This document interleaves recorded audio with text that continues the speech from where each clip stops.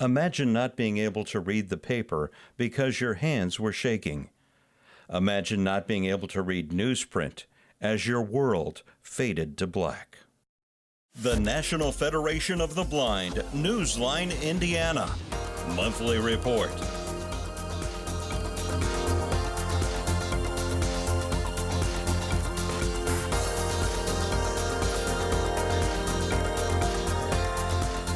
With your host, Lee Martin, and co-host, Florence Myers-McSwine.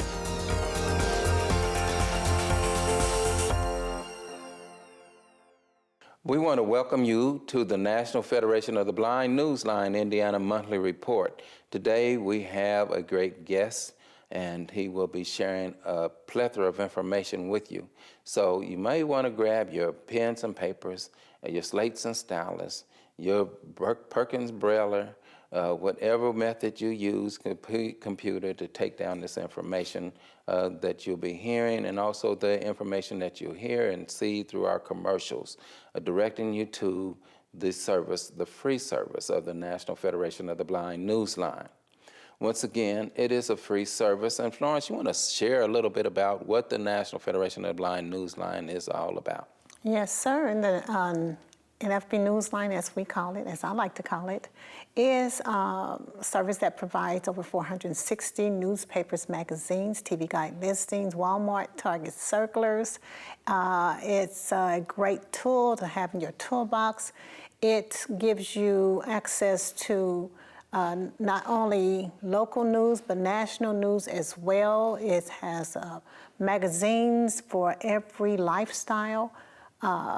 Whether it's basically information about services for the seniors, AARP, over to health information down to WebMD.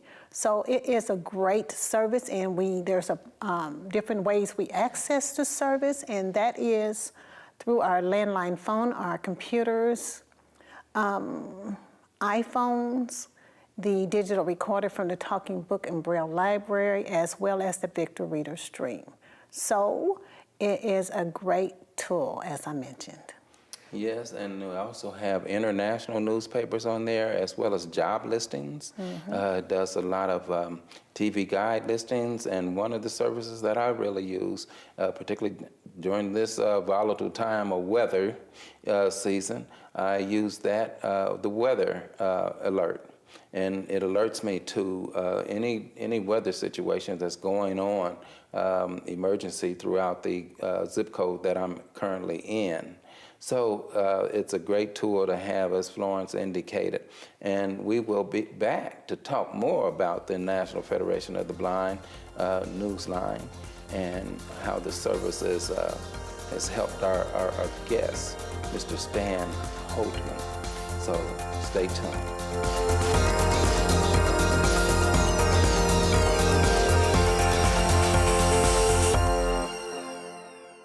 If you or someone you know is visually impaired or print challenged, the National Federation of the Blind has a resource you need. I am a CFP practitioner, and I happen to be blind. I rely on NFB Newsline to keep me current with Wall Street Journal and the Financial Times. Hoosiers can hear Indiana magazines, circulars, national magazines, and information from across the globe. Learn more by calling 855-963-6476 or visit nfbnewsline-in.org. If you or someone you know is visually impaired or print challenged, the National Federation of the Blind has a resource you need. I use NFB Newsline when reading Hammond Northwest Times. Using NFB Newsline, I read the Christian Science magazine. Dad, you read Jerusalem Post too. Learn more by calling 855-963-6476 or visit nfbnewsline-in.org. Live the life you want. Read NFB Newsline. It's free.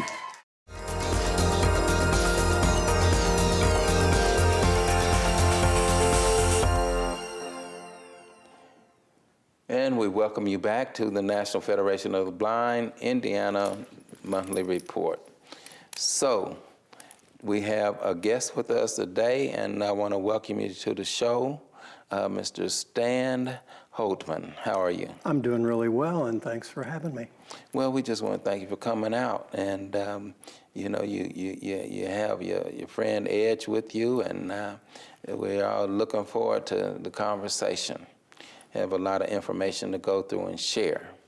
So, have you always been blind? It started out, when I was when I was a little kid. My mom, she kind of seen there was things going on with me. And once I got into school and had the physicals, that's when they really caught it. And it's just been a gradual thing my whole life until, and I do have a little bit of sight right now, but very little. So it's been a gradual thing my whole life. Well, Stan, what is your actually diagnosis as far as? It's a form of RP. It's called cone rod dystrophy. It's a form of RP. Mm-hmm. So, going through school, what kind of problems did you encounter? Once the teachers identified, or how did that go about? Did you go through mainstream school? I went through Maine Public School. I always sat in the front row, to try to see the chalkboard, and then I even struggled with that. And that was basic, I went through, and it seems like, I've struggled through school the whole way, as far as, subjects and stuff like that. Because I couldn't read the book necessarily. So I kind of had to listen real close in class and kind of learn it more that way than reading the book. So it was more so by memory. That's a lot of memory, a lot of memory. Back then they didn't have the technology that we have now. And so there's a lot of memory. And back then they also had did they have readers to assist you, or any type of assistance in navigating print? The only thing we had is once in a while they would come up with a large print book. That was it. So you went through school with this sight deficiency, and how was it with your peers, at that point in time? When I was in grade school, it wasn't so bad. It was a real small rural school. There probably wasn't but 100 kids in the whole building. Once I hit 7th grade, junior high, well, there was several schools that got thrown together. And then you're talking about just my class alone, 100, 125 kids over 6 grades. They didn't know me, so I got a lot of bullying, and back then bullying, they really didn't address it that hard. So, yep. So what would your recommendation be for parents that have students right now, or children right now, or teachers that have students? What would be your personal recommendation, and for those children that may be coping with vision impairment? Basically, is the parents need to, listen to what the kids are telling you, even as far as the peer pressure and everything else. And watch your kids and work from there. Okay, now you said that you lived in a small area, a small rural area. Now, when did you move to? You said you're in Carmel now? I'm in Carmel now. Mm-hmm. Okay, so when did you move to Carmel? It's actually been be 6 years this summer that I moved to Carmel. I got family here, and they was kind of after me. You ought to move over here. I worked my whole life, and I noticed on my last job that I was starting to struggle. I did building maintenance. There was a lot of fine work. I was up disconnecting wires to different, watering, sprinkling systems. There was just a lot of fine work, and I noticed that I was really, really struggling. So that being said, and them wanting me to come over here, I just basically one day, I said, I'm coming, and I just packed my bags, rented a truck, and came over. Okay.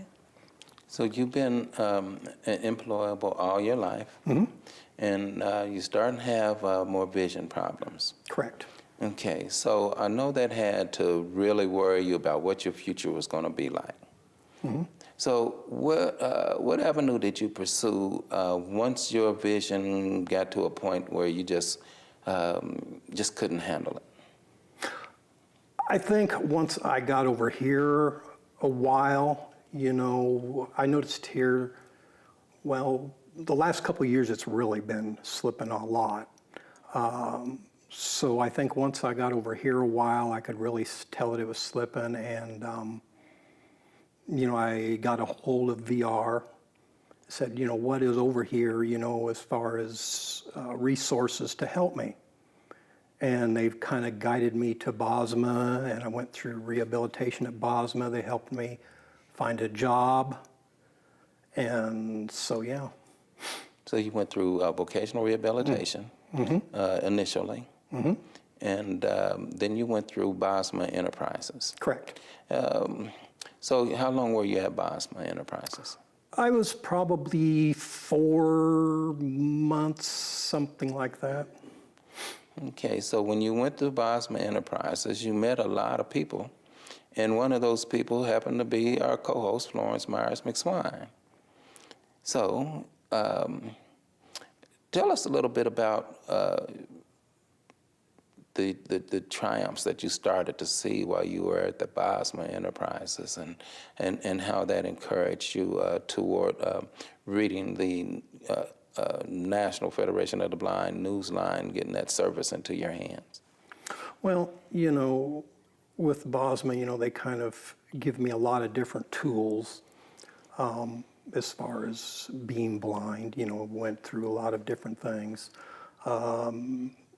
And then, you know, with Florence, she actually introduced me about a year ago to the NFB Newsline. And, you know, I signed up for it, got everything started, put it on my phone. And, you know, it's really been a good tool for me, you know, as far as reading different things, because I can't read no more, of course. So, you know, it's been a real good tool for me as far as, you know, reading magazines, newspapers, weather, like you said. I even got Walmart on it, so. So with the Walmart and all of that, you know, for the first time, you know, blind citizens have the opportunity to read all types of publications. We had one subscriber indicate that he has the global publications right at his fingertips. He reads international newspapers as well as the throughout the national newspapers, and I mean, he likes to look for jobs and all kind of stuff. So, you know, does that really impress you to the point to where you would have someone else that may be losing their sight? What would you say to them about a service like that? I would say, you know, sign up for it, you know, investigate it yourself, you know, go through it, and there's something on there for everyone. You know, it doesn't matter, you know, what you do or where you're at in your life, there's something there for everybody. Myself personally, I'm kind of a computer person, so I kind of, you know, do the PC magazine, go through that, you know, kind of read some ads on that. I just the other day, I put Apple Insider, I think is what it's called, which is, you know, an Apple thing that kind of describes, you know, what the new iOS systems and all kinds of stuff like that, because I'm into the Apple iPhone. Consumer Reports, I like, you know, going in there and reading reviews on different items that I might be buying or thinking about buying. So it's, and IndyStar, I actually do the star on there, so. Well, there's a plethora of information out there, and the service itself, like I say, just follow this, the information that's throughout our commercials and learn more about this fantastic service. We'll be right back with our guest, Mr. Stan Holtman, and stay tuned.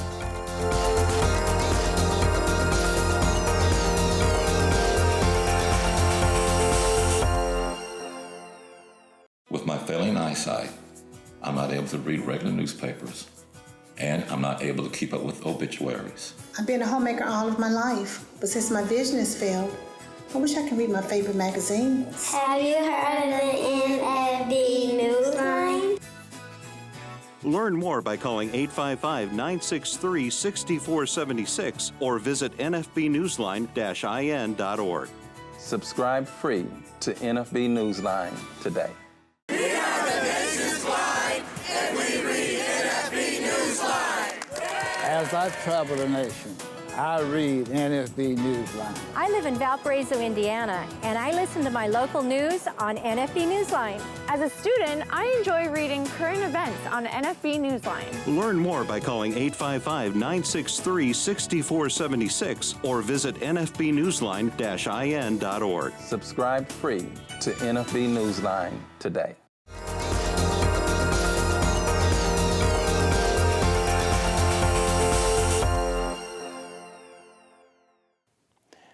And welcome back to the National Federation of the Blind Newsline Indiana Monthly Report as we continue our conversation with our guest, Mr. Stan Holtman. Now, Mr. Holtman, you shared quite a bit of information with us. Now, what are some of your goals that you have in life now that you graduated from the BOSMA program, BOSMA Enterprises, and what are some of your goals right now? You're into technology. Yes. Basically my goals, is, I want to stay employed, as long as I can. I want to do more traveling. So, that's kind of what I'm basically after, is just to keep myself employed and do some traveling, and we'll go from there. I know that when we were over at BOSMA, you used to talk about wanting to get employed, and you said that you had a preference. You wanted to be able to work from home if given that opportunity. Now, by any chance, is that what you're doing now? That's actually what I am doing. I am employed by a local moving company here in Indianapolis. Our corporate office is here. We have facilities all over the eastern part of the country. I do customer service marketing for them. I got my office set up at home, with all the equipment that I need, and it's really worked out really well for me. Good. Well, congratulations to you. I think that's monument, because the 70% is stated that 70% of people that are blind or disabled can't find employment.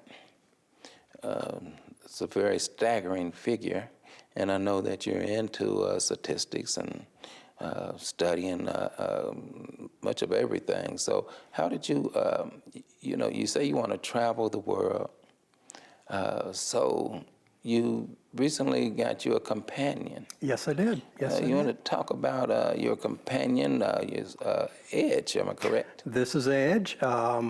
He's a guide dog, of course. I actually went and did a bunch of research before when I was kind of thinking about getting a guide dog.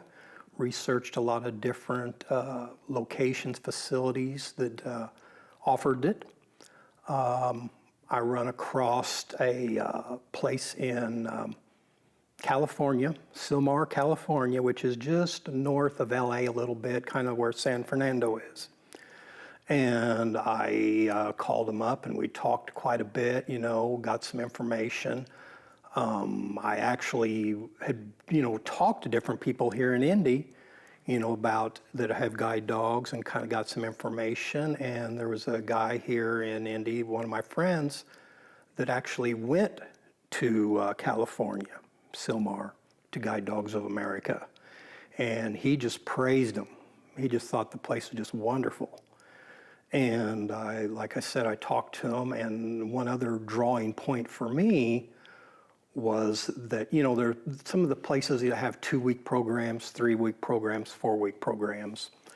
2 weeks is not enough. 4 weeks is kind of a little bit too much, and this facility had the 3-week program. So between that and talking to my friend here in Indy, you know, I did a lot of research, but when I kind of heard what he said, I kind of stopped it and decided to go there, and I don't regret it. Well, Stan, I know that I've seen you over at Bosma with the orientation and mobility, using the cane. So at what point did you decide, okay, I want to get a guide dog versus the cane? Well, myself, you know, everybody has their preferences. Yes. I don't know, the cane, you know, I used it, you know, once I leave my house, you know, it's there with me, of course. And I just didn't feel comfortable with the cane anymore because my vision was getting worse and worse. So that kind of made me decide, you know, to get the guide dog. Yeah, you know, guide dogs make mistakes too, just like the cane does. But it's just that extra set of eyes that you know, just made me decide to, you know, with my deterioration of my vision, and I love dogs, so it was a good combination. A good fit. So you're out in California, you're getting the training. Now, how was that? Say like we got an individual that he wants a service animal and a guide dog. And how, you know, what steps, who do they need to contact? Like you said, you contacted the agency itself. Contact the agency. And, you know, how I did it is basically did a lot of Google, you know, did a lot of searching and did the research and you know, basically just call them up, you know, they'll kind of prompt you through, you know, who you need to talk to and everything else. There's a lot to it. There's a little paperwork.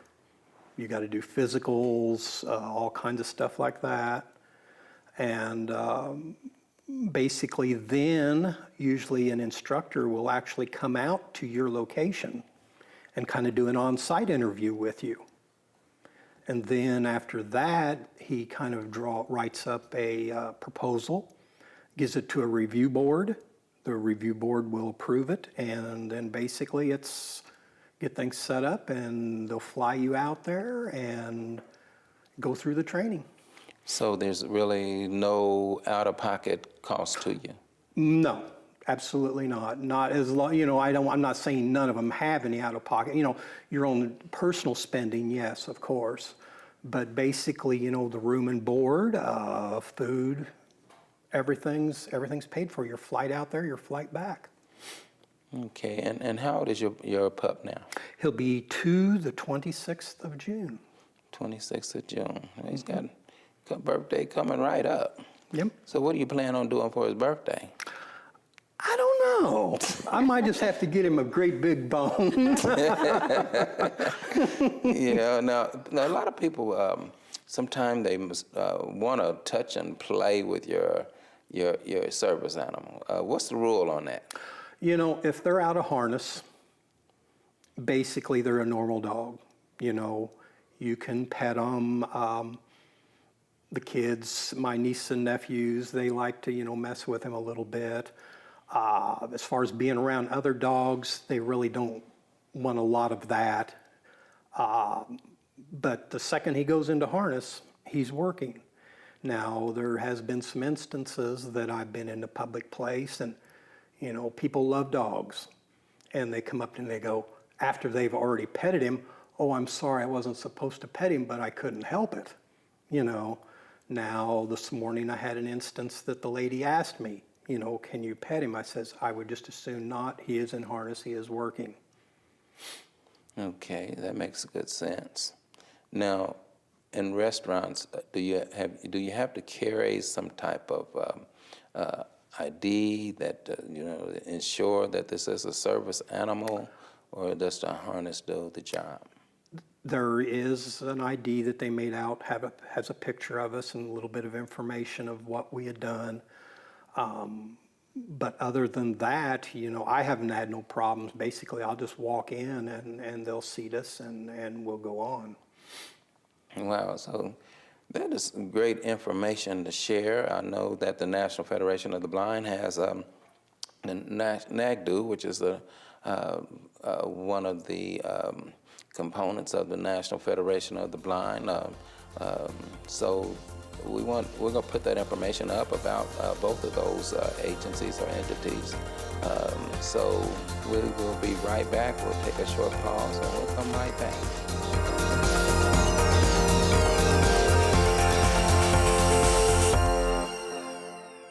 I just graduated college as a blind student.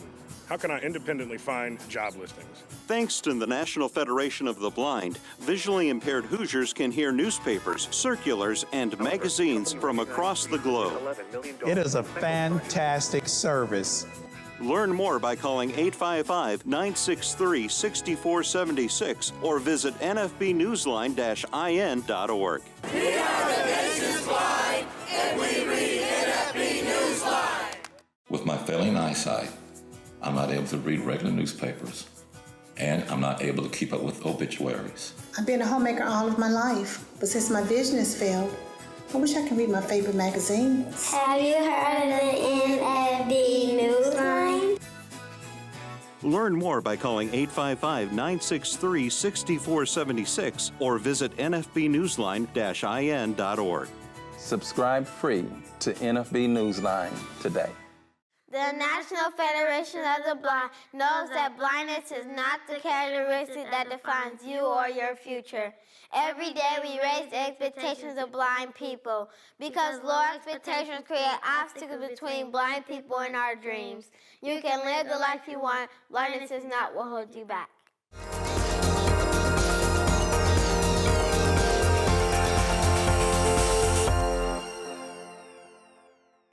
And we're at the conclusion of our show today, and we want to thank our guests, Mr. Stan Holtman and Edge, for coming on to our show and sharing so much information. Now, what's the name of the organization once again? It's Guide Dogs of America. They're in Sylmar, California. If you go on the website, guidedogsofamerica.org, and you can pull up their phone number information and everything on there and research. Okay, and you can also go to the National Federation of the Blind, nfb.org, and you can go to the National Association of Guide Dog Owners, and you can find out more information there about some of the services that they offer. So Florence, give us a closing, Mark. Well, all I can say to this one is we will look forward to seeing you next week on the National Federation of the Blind Newsline Indiana Monthly Report.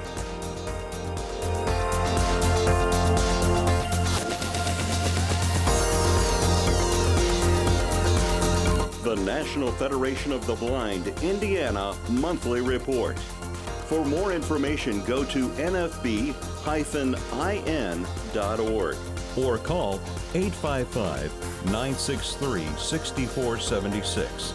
That's 855-963-6476. The National Federation of the Blind encourages you to live the life you want.